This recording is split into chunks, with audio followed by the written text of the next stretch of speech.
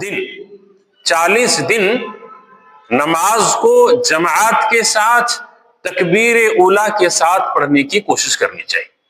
40 دن یہ آسان ہے، عام دنوں میں بھی کر سکتے ہیں، لیکن چونکہ رمضان المبارک ایسا مہینہ ہے جس میں سال بھر جو لوگ نماز نہیں پڑھتے ہیں وہ بھی مسجد میں آ جاتے ہیں، اور جو مومنین ہیں، جو مسلمان ہیں، جو برابر نماز پڑھتے ہیں، ان کے لیے اور بھی آسان ہو جاتا ہے.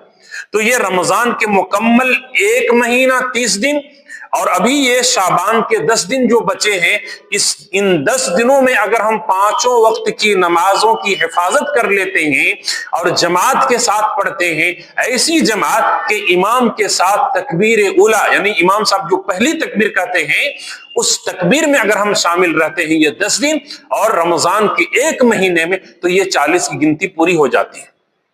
اس کا فائدہ کیا ہے؟ کیوں ہم ایسا کریں گے؟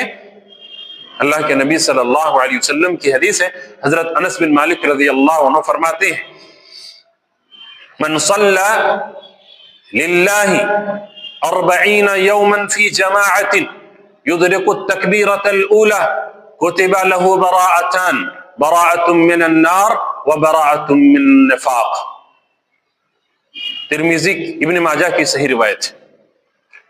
اللہ کے نبی صلی اللہ علیہ وسلم فرماتے ہیں کہ من صلی للہ، جس نے نماز پڑھی اللہ کے لیے. کس کے لیے؟ اللہ کے لیے. ریا کے لیے، شہرت کے لیے، کسی اور مقصد کے لیے نہیں. من صلی للہ، جس نے نماز ادا کی اللہ کے لیے 40 یوما 40 دن. کتنے دن؟ 40 دن جس نے نماز پڑھی. کیسی؟ فی جماعت، جماعت کے ساتھ، اکیلے میں، گھر میں، ادھر ادھر نہیں، بلکہ 40 دن وہ اس طرح سے نماز پڑھتا ہے کہ وہ جماعت کے ساتھ نماز پڑھتا ہے. اور کیسی جماعت؟ کا یدرک التکبیرۃ الاولی، ایسی جماعت نہیں کہ 1 رکعت چھوٹ جائے، 2 رکعت چھوٹ جائے، 3 رکعت چھوٹ جائے، ایسی جماعت نہیں، بلکہ ایسی جماعت میں وہ شامل ہوتا ہے کہ تکبیر اولی میں وہ شامل ہوتا ہے.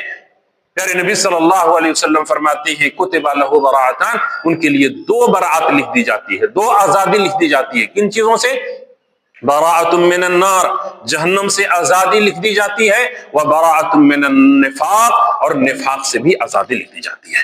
اللہ اکبر. یہ فضیلت ہے 40 دن جماعت کے ساتھ تکبیر اولی کے ساتھ نماز پڑھنے کی فضیلت، اور یہ مقام اور مرتبہ ہے. ہم اور آپ زندگی میں اس کو کر سکتے ہیں. اگر ہم اور آپ چاہتے ہیں تو ہر سال 1 مرتبہ کم از کم اگر شعبان کے آخری عشرے میں شروع کریں گے اور رمضان کے مکمل مہینے اگر ہم تکبیر